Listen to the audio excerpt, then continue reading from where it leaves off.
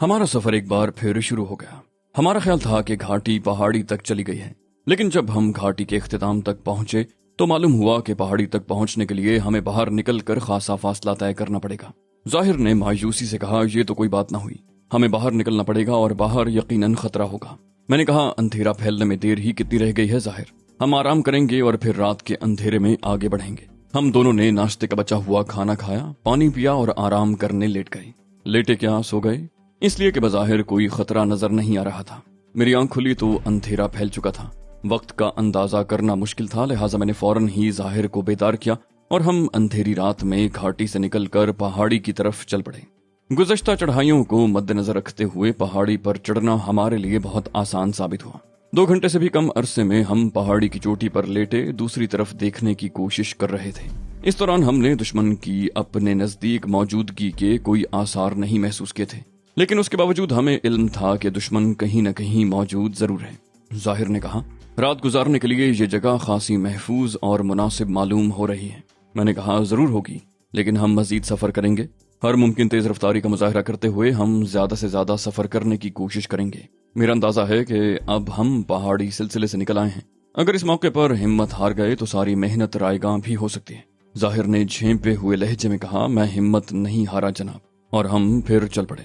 جلد ہی میرا اندازہ درست ثابت ہوتا محسوس ہوا۔ پہاڑی سلسلہ ختم ہو گیا تھا یا اختتام پر تھا۔ اگر ہم کل کا دن بھی شامل کر لیتے تو ہمارے سفر کی کل مدت 5 روز ہوتی، جبکہ میرا اندازہ تھا کہ ہمیں اس پہاڑی سلسلے سے نکلنے میں شاید 7 روز لگ جائیں گے۔ گویا ہم نے اپنے اندازے سے 2 دن کم میں ہی مطلوبہ سفر طے کر لیا تھا۔ چنانچہ میں بہت خوش تھا۔ خوش تو ظاہر بھی بہت تھا، جس کا اندازہ اس کی رفتار سے ہو رہا تھا۔ وہ بھرپور طریقے سے میرا ساتھ دے رہا تھا اور اس نے ایک لمحے کے لیے بھی مجھے یہ محسوس نہیں ہونے دیا تھا کہ اس کی وجہ سے میری رفتار پر کسی قسم کا اثر پڑ رہا ہے۔ ظاہر کسی رفتار کی وجہ سے ہم نے کم وقت میں خاصا سفر کر لیا۔ پھر میں نے زمین کی نوعیت تبدیل ہوتی محسوس کی۔ یہ چیز ظاہر نے بھی محسوس کر لی تھی، اس کی رفتار سست ہو گئی تھی۔ میں نے پلٹ کر ظاہر سے پوچھا، کیا بات ہے ظاہر، تم سست کیوں پڑ گئے؟ میں نے کہا، آپ نے محسوس نہیں کیا جناب، زمین کی نوعیت تبدیل ہو گئی ہے اور یوں محسوس ہوتا ہے جیسے ہم پانی کے نزدیک پہنچ گئے ہیں۔ میں نے کہا، میں نے محسوس کیا ہے ظاہر، بلا شبہ زمین کی نوعیت تبدیل ہو گئی ہے، لیکن اس سے کیا فرق پڑتا ہے؟ ظاہر بولا، میرا خیال ہے ایسے میں سفر جاری رکھنا مناسب نہیں ہوگا۔ کیا یہ مناسب نہیں ہوگا کہ ہم دن کی روشنی میں علاقے کا جائزہ لینے کے بعد آگے بڑھیں؟ میں نے ہنس کر کہا، میرا ارادہ یہی ہے ظاہر، لیکن شب بصری کے لیے ہمیں کسی مناسب جگہ کی ضرورت ہوگی، میں اسی کی تلاش میں ہوں۔ ہمیں تھوڑی ہی دیر میں ایک ایسی جگہ مل گئی جہاں سویا جا سکتا تھا۔ ہم نے وہیں پڑاؤ ڈال دیا۔ میری چھٹی حس خبردار کر رہی تھی کہ آنے والا دن ہمارے لیے سب سے زیادہ خطرناک ثابت ہونے والا ہے۔ مجھے نہیں معلوم تھا کہ اب ہمیں کس قسم کے علاقے سے گزرنا پڑے گا۔ میری خواہش تھی کہ میرے دونوں ہاتھ آزاد ہوں، مگر یہ خطرہ بھی مول نہیں لیا جا سکتا تھا۔ سوٹ کے ساتھ رکھنا بہرحال ضروری تھا۔ میں نے ظاہر کی طرف دیکھا جو بے خبر سو رہا تھا، شاید میرے بھروسے پر یا پھر تھکن کی وجہ سے۔ بات کچھ بھی رہی ہو، لیکن پیش آنے والے حالات کا مقابلہ کرنے کے لیے نیند ضروری تھی۔ چنانچہ میں نے بھی لیٹ کر آنکھیں موند لی۔ 5ویں روز طلوع ہونے والے سورج نے مجھے بیدار پایا۔ میں بے صبری سے فضا پر چھائی ہوئی دھند ختم ہونے کا انتظار کر رہا تھا۔ رات والا احساس کہ یہ علاقہ ہمارے لیے سب سے زیادہ خطرناک ثابت ہوگا اس وقت مزید شدت اختیار کر گیا تھا، اور میں اس علاقے کا جائزہ لینے کے لیے سخت بے چین تھا۔ لیکن دھند ختم ہوئے بغیر جائزہ لینا بھی ممکن نہیں تھا۔ میں نے اضطرابی کیفیت میں ظاہر کو جھنجھوڑ ڈالا۔ میں نے کہا، اٹھ جاؤ۔ ظاہر بڑبڑایا، اچھا، اور دوسری طرف کروٹ بدل لی۔ میں نے دوبارہ اسے جھنجھوڑا، کہا، اٹھو ظاہر، ہمیں سفر شروع کرنا ہے۔ اس نے آنکھیں کھولے بغیر کہا، کیا ہمیں دیکھ لیا گیا ہے؟ میں نے کہا، نہیں، لیکن مجھے کوئی گڑبڑ محسوس ہو رہی ہے۔ ظاہر بکھلا کر اٹھ بیٹھا، اس کی نیند ہرن ہو گئی تھی۔ اس نے بکھلائے ہوئے انداز میں پوچھا، کیا ہو گیا جناب؟ میں نے کہا، ہوا کچھ نہیں ہے، بس مجھے یوں محسوس ہو رہا ہے جیسے ہم گر گئے ہوں، اس لیے ہم فوراً روانہ ہو جائیں گے۔ ظاہر نے سکون کا سانس لیا۔ اوہ، کچھ کھانے پینے کا پروگرام بھی ہے یا؟ میں نے کہا، ابھی نہیں، بعد میں دیکھا جائے گا، لیکن ہم ذرا دیر انتظار کریں گے تاکہ دھند ختم ہو جائے اور ہم آگے بڑھنے کے لیے سمت کا تعین کر سکیں۔ کچھ ہی دیر کے بعد دھند ختم ہو گئی اور میرا یہ اندازہ غلط ثابت ہوا کہ ہم پہاڑی سلسلے کو عبور کر چکے ہیں۔ ہمارے چاروں طرف اب بھی پہاڑ تھے جنہیں دیکھ کر گھوڑے کی نال کا تصور ذہن میں ابھرتا تھا، لیکن دریا کی موجودگی برحق تھی۔ گھوڑے کی نال کے درمیان ایک وادی کے آثار تھے جو ہمیں پوری تو نہیں دکھائی دے رہی تھی، تاہم یہ تو نظر آ رہا تھا کہ وہاں کی زمینیں زیر کاشت ہیں۔ دریا بھی دکھائی دے رہا تھا۔ دشمن ہمارے عقب میں تھا اور ہم اس کے جال میں پھنس سکتے تھے۔ हमारे दाएं जानिब दरख्तों और झाड़ियों का एक सिलसिला था जो ढलान पर से होता हुआ वादी में उतर गया। मैं तेजी से उठ खड़ा हुआ। मैंने कहा, दौड़ो ज़ाहिर, वरना हम घिर जाएंगे। हम उस मुसत्ते जमीन पर दौड़ पड़े जिसका रुख दरख्तों के झुंड की तरफ था। दरख्तों के उस झुंड के अलावा हमारे लिए वहां कोई और जाए पनाह नहीं थी। दौड़ते वक्त भी हम शदीद खतरे में थे और हमें दूर से भी देखा जा सकता था। हमारी बचत इसी में थी कि जल्द से जल्द उस झुंड तक पहुंच जाते। अभी हम दरख्तों के झुंड से चंद गज के फासले पर थे कि बगैर किसी वार्निंग के हेलीकॉप्टर नमूदार हो गया। हम रुके बगैर पेड़ों के झुंड में दाखिल हुए और गिर पड़े। हमारी सांसें बुरी तरह फूली हुई थीं। 4 रोज के पहाड़ी सफर ने हमारा भुरकस निकाल दिया था और वजन समेत दौड़ना हमारे लिए एक नामुमकिन किस्म का काम था जिससे हमने मुमकिन बना दिया था। हेलीकॉप्टर मनहूस आवाजें निकालता हुआ हमारे सरों पर से गुजर गया। उसकी वहां आमद मेरे लिए बड़ी नाकाबिल यकीन सी बात थी। उसे इत्तेफाक पर महमूल नहीं किया जा सकता था। ये बात भी नहीं मानी जा सकती थी कि गुज़श्ता रोज हमें वादी में देख लिया गया होगा। अगर ऐसा था तो इसका मतलब था कि ओलिव हार्वर्ड के आदमी मुस्तकिलन हमारी नक्लो हरकत से वाकिफ रहे थे। ये बात मान ली जाती तो ये सवाल पैदा होता था कि उन्होंने हमें पकड़ क्यों नहीं लिया। क्या ओलिव हार्वर्ड मेरे साथ चूहे बिल्ली वाला खेल खेल रहा है? मैं सोचता रहा मगर किसी यकीनी नतीजे पर न पहुंच सका। हेलीकॉप्टर की वहां आमद एक ऐसा मुअम्मा था जिसे मिलकर आसान नहीं करना था। मैं उठ बैठा और दरख्तों के दरमियान से हेलीकॉप्टर को देखने की कोशिश करने लगा। जाहिर ने इंतहाई जले भुने अंदाज में कहा, यह मरदूद यहाँ क्या करने आया है? मैंने कहा, सामने वाली पहाड़ी की ढलानों पर हमें तलाश कर रहा है। जाहिर बोला, क्या उसने हमें देख लिया है? मैंने कहा, मालूम नहीं। जाहिर ने उलझे हुए अंदाज में कहा, तो फिर उसे अंदाजा कैसे हुआ कि हम किस मकाम पर होंगे? मैंने कहा, यह बहुत माहिर पायलट है जाहिर, और इसे ये भी बता दिया गया होगा कि इसका वास्ता किन लोगों से पड़ा है। कल हम उसे नहीं मिल सके तो उसने फर्ज कर लिया कि हम वादी से बाहर निकल आए होंगे। जाहिर बोला, बड़ी तशवीशनाक सूरत हाल है जनाब, अब हमारा आइंदा कदम क्या होगा? मैंने कहा, हम फर्ज कर लेते हैं कि हमें नहीं देखा गया है, और मैं पलट कर सूटकेस खोलने लगा। जाहिर ने कहा, ये आप क्या कर रहे हैं? ये कुछ खाने पीने का मौका तो नहीं है? मैंने कहा, खाना हमारी जरूरत है जाहिर, हो सकता है बाद में हमें ज्यादा खराब हालात का सामना करना पड़े, इसलिए जो थोड़ा बहुत खा सको अभी खा लो। इसके अलावा हमारे पास और कोई रास्ता नहीं है। मैंने पकी हुई सब्जी का एक टिन सूटकेस से निकाला और चाकू की मदद से उसे खोल डाला। मैंने और जाहिर ने टिन साफ करने के बाद पानी पिया। ये खाना अगरचे नाकाफी था लेकिन इन हालात में हमारे लिए बहुत गनीमत था। अगर हमारे पास ये थोड़ी बहुत चीजें न होती तो न जाने हमारा क्या हशर होता। हेलीकॉप्टर की आवाज अब भी आ रही थी मगर वो हमसे बहुत दूर था, गलत जगह पर हमें तलाश कर रहा था और हम दरख्तों के झुंड में महफूज थे। सारे के सारे दरख्त तनावर और घने थे, न सिर्फ साया फराहम कर रहे थे बल्कि हमें दुश्मन की निगाह से मुस्तकिल तौर पर महफूज भी कर रखा था। हमें हेलीकॉप्टर की तरफ से अब कोई खतरा नहीं रह गया था, अलबत्ता अकब की तरफ से मैं फिक्रमंद था। ओलिव हार्वर्ड के पैदल दस्ते के लोग अगर वहां पहुंच जाते तो हमारा बचना मुहाल हो जाता, लेकिन अभी वो बहुत दूर थे। खाने के बाद मैंने जाहिर से कहा, अब हमें कोई ऐसी जगह तलाश करनी है जहां से हम पूरी वादी का जायजा ले सकें। हम फिर चल पड़े। आधा घंटा रेंगने के बाद हम ऐसे मकाम पर पहुंच गए जहां आगे ढलान थी। उस ढलान पर भी दरख्त और सब्जा उगा हुआ था, लेकिन उसके दरमियान से हम पूरी वादी का नजारा कर सकते थे। झाड़ियां यहाँ भी काफी घनी थीं, इसलिए हमें वादी का जायजा लेने के लिए खड़ा होना पड़ा। हमें वो वादी उबूर करना थी और इस काम के लिए पहले से रास्ते का तयन किया जाना जरूरी था। हमारे और वादी के दरमियान 1 मील के लगभग फासला था। वादी बेहद सरसब्ज थी और इस सरसब्जी की वजह वो दरिया था जो वादी में दाएं से बाएं बह रहा था। उस दरिया की वजह से वादी में खेत नजर आ रहे थे। झोंपड़ियां भी थीं जो दूसरी जानिब नजर आने वाले पहाड़ तक चली गई थीं। अपना सफर जारी रखने के लिए जरूरी था कि हम वादी को उबूर करते। जाहिर ने कहा, वादी उबूर करने के लिए हमें दरिया को लाजिमन उबूर करना होगा। उसके लहजे में परेशानी थी। मैंने कहा, मेरा ख्याल है हम दोनों ही तैरना जानते हैं, दरिया उबूर करना हमारे लिए मसला नहीं होगा। वो बोला, अगर दरिया उबूर करते हुए हमें देख लिया गया तो फिर बचने के लिए हमारे पास कोई रास्ता नहीं होगा। मैंने कहा, तुमने गौर नहीं किया जाहिर, पहाड़ों से फूटने वाले कई चश्मे मिलकर ये दरिया बनाते हैं। अगर तुम तवज्जो से वादी का जायजा लो तो तुम्हें मालूम होगा कि यहाँ ऐसे मकामात भी हैं कि हम खेतों से गुजर कर ही वादी को उबूर कर सकते हैं। जाहिर ने मेरे कहने के मुताबिक वादी पर निगाह दौड़ाई और बोला, लेकिन इस सूरत में हमें जिस मकाम से गुजरना होगा वहाँ पर जो खेत हैं उनमें मौजूद फसल की ऊंचाई बहुत ज्यादा है, कम से कम 8 फुट तो जरूर होगी। मैंने उससे इत्तेफाक करते हुए कहा, हाँ है, मगर इससे क्या फर्क पड़ता है?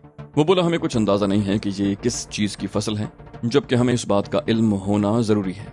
मैंने जाहिर को दिलचस्पी से देखते हुए कहा, बोला खेतों से गुजरने के दौरान हमें खतरात का सामना भी करना होगा। अगर हमें ये मालूम हो जाए कि ये फसल किस चीज की है तो हम अंदाजा कर सकेंगे कि वहाँ हमें कौन से जानवरों का सामना करना होगा।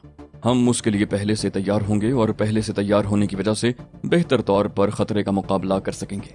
मैंने कहा मसलन अगर हमें इल्म हो जाए कि ये गन्नों के खेत हैं तो हम हाथियों के गोल का मुकाबला करने के लिए तैयार रहेंगे।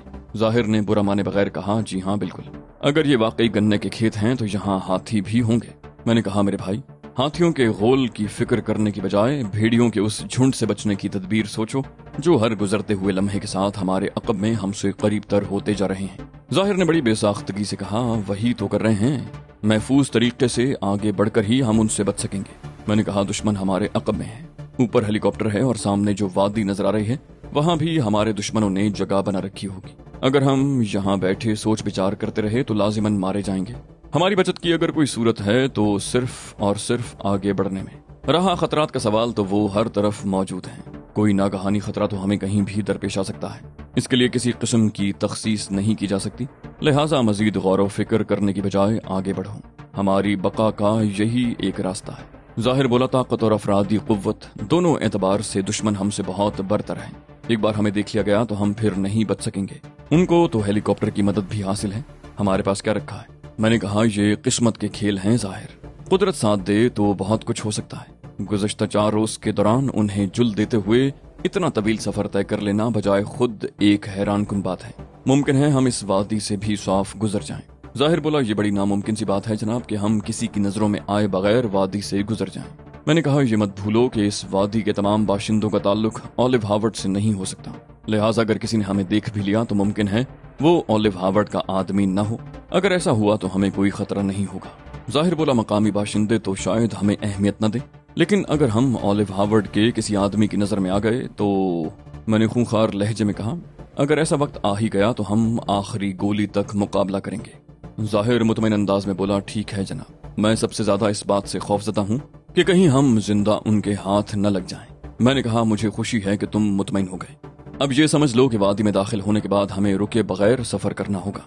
हम कोशिश करेंगे कि किसी की नजरों में न आए, लेकिन अगर इत्तेफाकन किसी की नजरों में आ गए तब भी परेशान होने की जरूरत नहीं।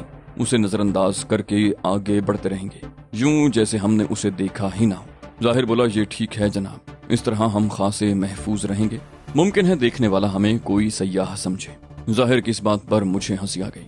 मैंने अपने और उसके कपड़ों की तरफ इशारा किया। इस हुलिये में हमारे कपड़े तार तार हो रहे थे, जिस्म पर जगह जगह खराशें थीं और शेफ बढ़कर झाड़ झनकार की सूरत इख्तियार कर चुका था। मेरा तबसरा सुनकर जाहिर झिम गया। बोला, खैर हमें इससे क्या कि कोई हमारे बारे में क्या सोचेगा।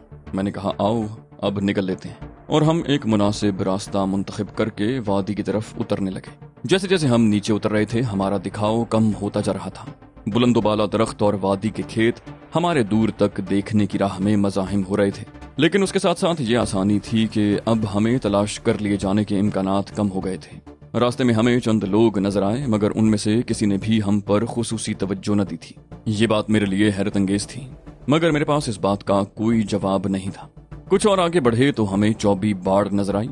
उस बाड़ के अंदर हमारी शामत थी। वो दरअसल शहद की मक्खियों का फार्म था। जैसे ही जाहिर को इस बात का अंदाजा हुआ वो रुक गया। उसने अटक अटक कर कहा, अरे ये तो शहद की मक्खियां हैं, रास्ता तब्दील कर दीजिए, इनके नजदीक से गुजरना मुनासिब नहीं। मैंने बुरा सा मुंह बनाकर कहा, बेवकूफी की बातें मत करो जाहिर, गर्मी ने पहले ही हुलिया बिगाड़ रखा है, अब तुम भी परेशान कर रहे हो। वो बोला, क्या जरूरी है कि हम इनके करीब से ही गुजरें? कोई और रास्ता भी तो इख्तियार किया जा सकता है। मैंने सख्त लहजे में कहा, मैंने बताया था कि वादी में दाखिल होने के बाद हम रुकेंगे नहीं। मेरी हिदायत के बावजूद तुम खिलाफ वर्जी के मुर्तकिब हो रहे हो। जाहिर ने बेबसी से मुझे देखा और चल पड़ा, लेकिन खौफजदा अंदाज में शहद की मक्खियों के छत्तों की तरफ देखे जा रहा था। मैंने उसकी तरफ से तवज्जो हटाई और सामने देखने लगा।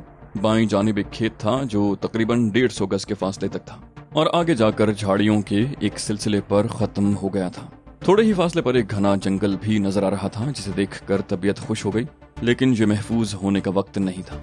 मैंने बाईं जानिब वाले खेत की तरफ इशारा करके कहा, खेत के अंदर घुस चलो जाहिर, इस तरह तुम मक्खियों से और हम दोनों ऊपर से देख लिए जाने के खतरे से महफूज हो जाएंगे। जाहिर ने खुश होकर कहा, ठीक है जनाब, और हम खेत के अंदर घुस गए। खेत के इख्तिताम तक पहुंचने में ज्यादा देर न लगी। मैंने जाहिर को रुकने का इशारा किया और खुद आगे बढ़कर बड़ी एहतियात से बाहर झांकने लगा। باہر نکلنے سے قبل یہ احتیاطی تدبیر ضروری تھی اور یہ احتیاط کام آ گئی۔ کھیت کے باہر کسانوں کے علاوہ 3 مسلح افراد پہرا دیتے نظر آ رہے تھے۔ میں نے فصل سے باہر جھانکنے میں جس قدر احتیاط برتی تھی اتنی ہی احتیاط سے پیچھے کھسک آیا۔ ذرا سی جلد بازی ان لوگوں کی توجہ مبذول کروا سکتی تھی۔ میرا انداز دیکھ کر ہی ظاہر سمجھ گیا کہ کوئی غیر معمولی بات ہے۔ اس نے سرگوشی میں مجھ سے پوچھا، کیا بات ہے جناب؟ کیا باہر کسی قسم کا خطرہ ہے؟ میں نے کہا وہی ہوا جس کا خطرہ تھا، باہر 3 مسلح افراد ہماری طاق میں گھوم رہے ہیں۔ ظاہر نے کہا اب کیا ہوگا جناب؟ اس کے لہجے میں پریشانی تھی۔ میں نے پرسکون لہجے میں جواب دیا، ہمیں راستہ تبدیل کرنا پڑے گا، اب ہم جنگل میں سفر کریں گے۔ ظاہر کے چہرے پر ہوائیاں اڑنے لگیں۔ اس نے بوکھلائے ہوئے انداز میں کہا، یہ بہت خطرناک حرکت ہوگی جناب، وہ بہت گنجان جنگل ہے، معلوم نہیں اندر کیسی صورتحال سے گزرنا پڑے۔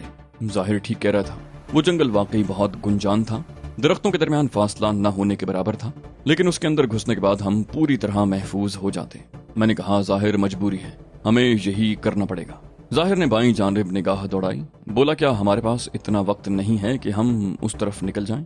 میں نے سختی سے کہا نہیں ظاہر، جیسا میں کہہ رہا ہوں ویسا ہی کرو۔ میں دائیں جانب سے باہر نکل کر جنگل کی طرف بڑھا۔ یہاں بھی باہر نکلنے سے قبل میں نے اطمینان کر لیا تھا کہ وہاں کوئی موجود نہیں ہے۔ ظاہر میرے عقب میں تھا۔ گھنے جنگل کے قریب پہنچ کر پہلے ظاہر نے اور پھر میں نے اندر داخل ہونے میں دیر نہ لگائی۔ اب ہم کسی قدر محفوظ ہو گئے تھے۔ اندر کی دنیا بہت مختلف تھی۔ ابتدا میں تو اندھیرا کچھ کم تھا، مگر آگے بڑھنے کے ساتھ ساتھ اندھیرے میں اضافہ ہو رہا تھا۔ آگے بڑھنا بجائے خود ایک دشوار مرحلہ تھا، قدم قدم پر رکاوٹوں کا سامنا کرنا پڑ رہا تھا۔ سر اٹھا کر دیکھنے کے باوجود آسمان کا بہت تھوڑا سا حصہ نظر آ رہا تھا۔